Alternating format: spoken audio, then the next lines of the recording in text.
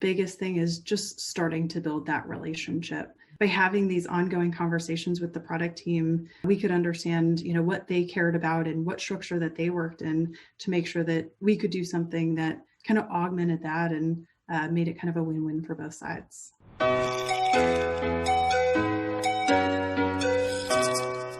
Hello, my customer success friends. 𝘧𝘪𝘳𝘠𝘕 here for CSM Practice, the customer success strategy consulting firm. Today, we're going to talk about how can you as a customer success organization impact the product roadmap to ensure your customers are successful and that your company is becoming more customer-centric. Before we start, I'd like to remind everyone, subscribe to our YouTube channel for all the great videos that we produce on customer success. To lead this discussion, I've invited Emily Garza, Associate Vice President for Customer Success at Fastly. Emily, hi. Hi, thanks for having me. Of course, yeah. And you know what's exciting? Emily actually has a very extensive experience in both direct sales, sales enablement, and with her entire experience with working with startups and companies, this is an area where she really made a complete 180 within her company at Fastly over a period of 3 years. So Emily, before we go through that journey that you went through and all the different steps related to that so that others can appreciate, what does it take to have a seat at the table of, really impacting the product roadmap.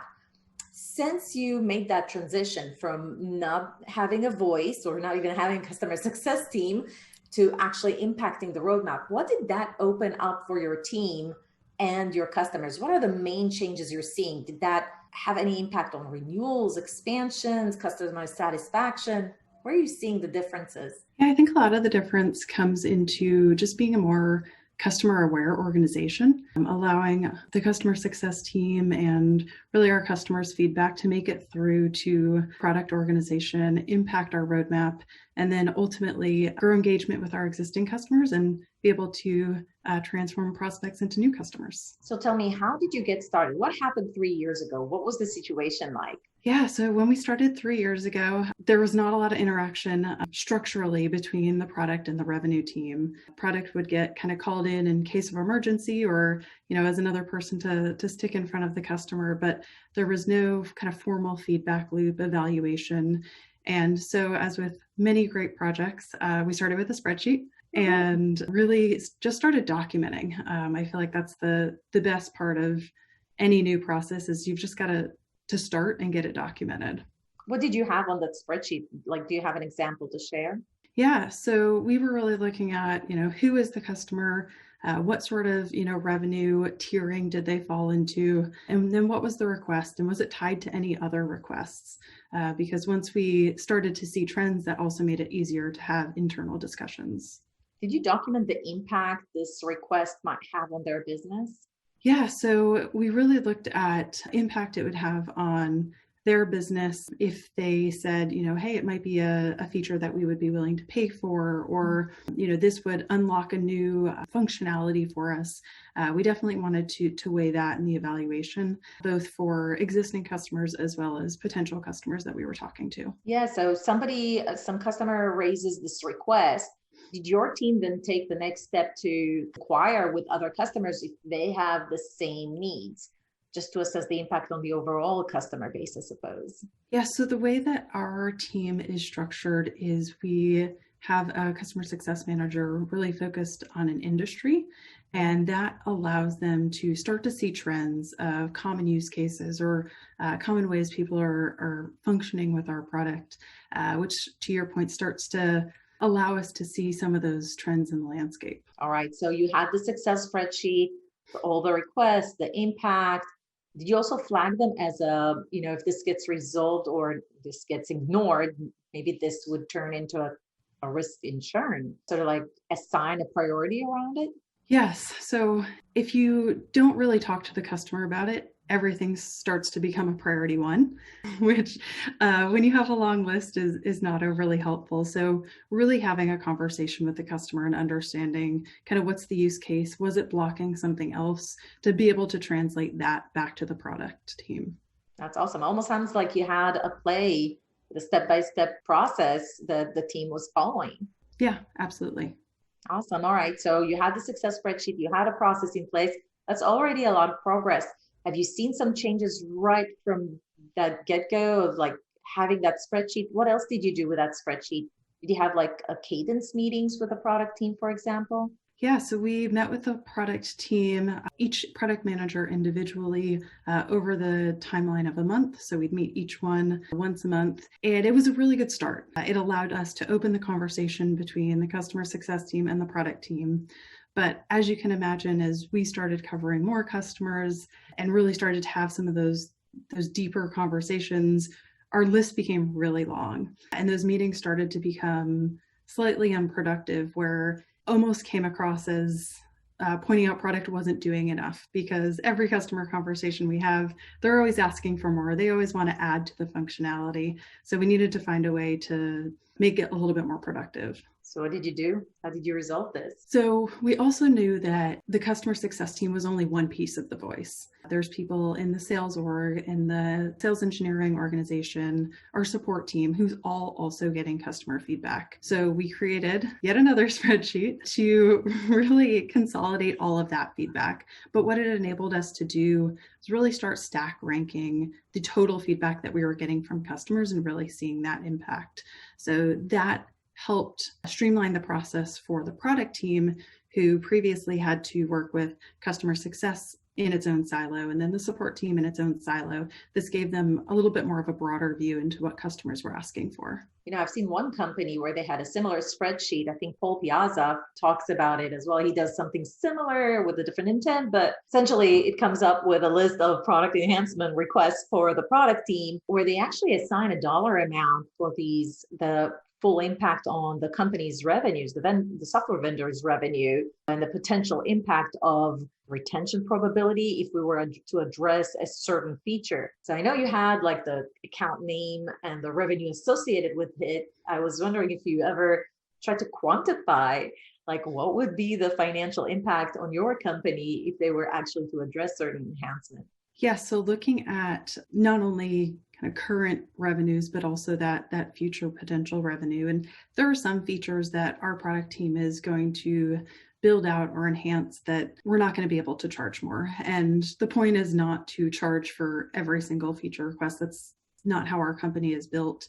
But I think really understanding what is compelling in the market and what other people might be charging for that, you know, we potentially could as well. And that starts to build into how that gets prioritized as well.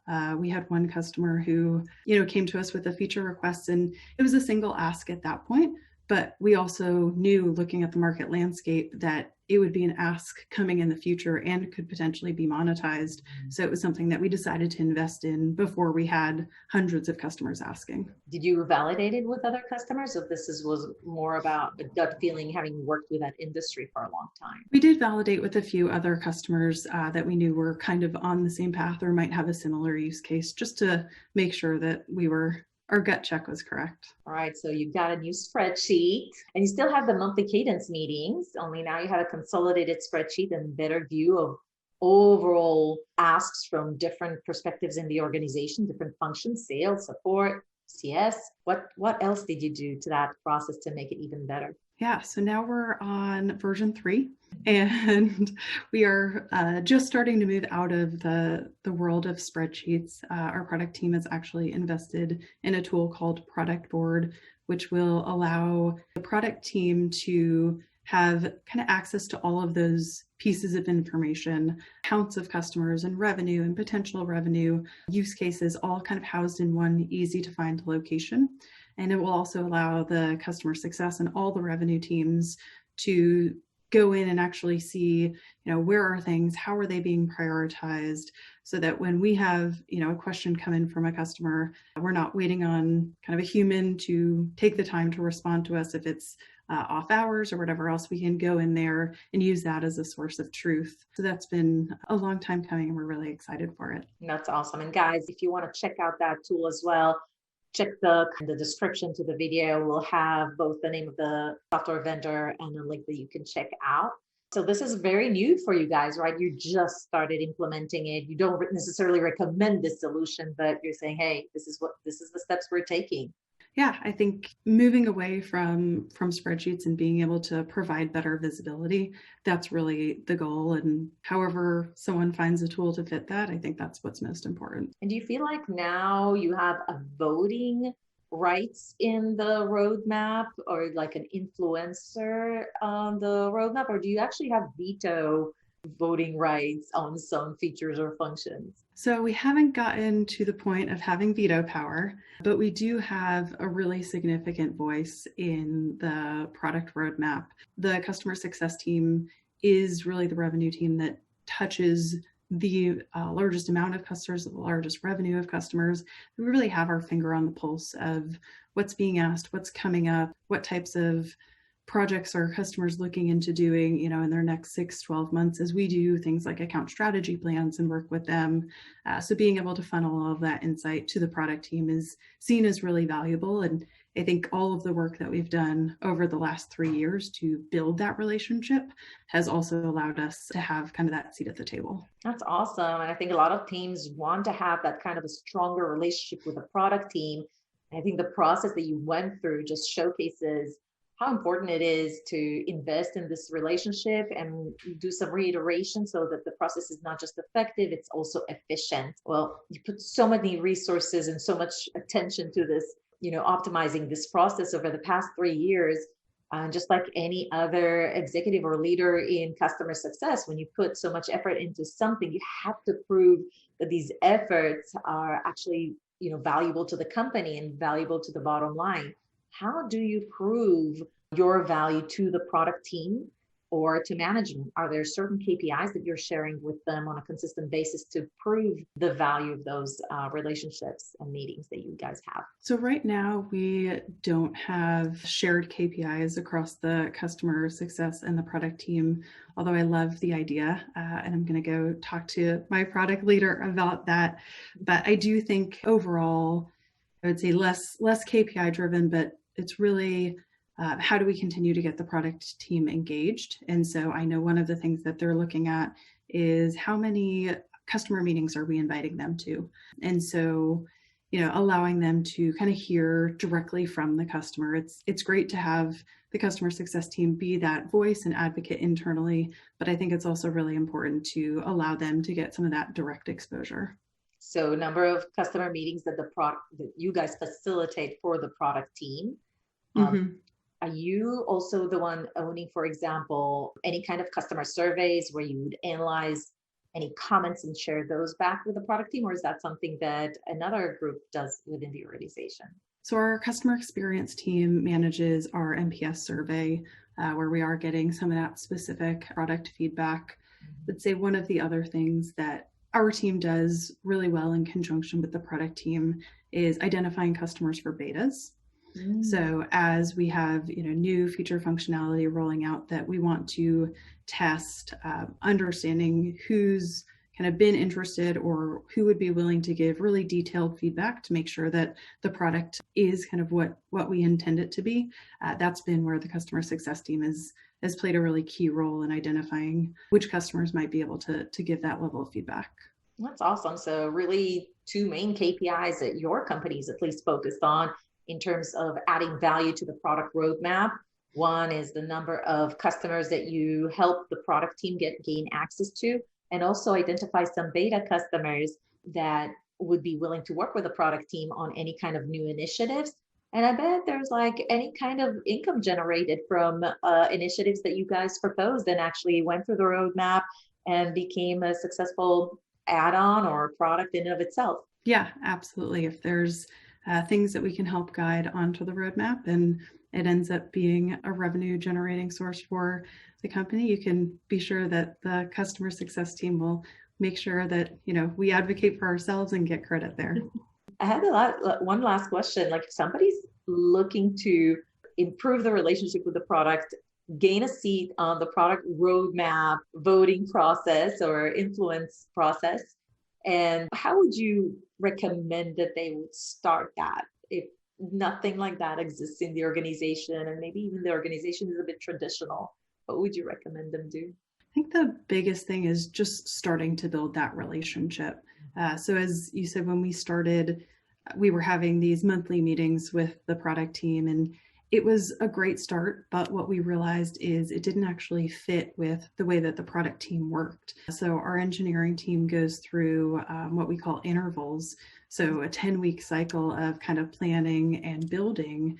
And when we're meeting monthly, you're meeting too often to really get some of those true updates. And so, yeah, exactly, mid-cycle. And so by having these ongoing conversations with the product team, we could understand, what they cared about and what structure that they worked in to make sure that we could do something that kind of augmented that and made it kind of a win-win for both sides. Awesome. Well, guys, if you enjoyed this video, give it a like, make Emily happy, share it with others who want to have that kind of product roadmap, influence, and product team relationships. Leave us a comment below if you have questions for Emily. I know she'd love to comment right back at you. Crush that subscription button and notification bell so that you get all the notifications for new videos. So thank you so much, Emily, for sharing all your insight. This was absolutely wonderful. Thank you for having me. Of course. Hey, guys, I'll see you at the next video.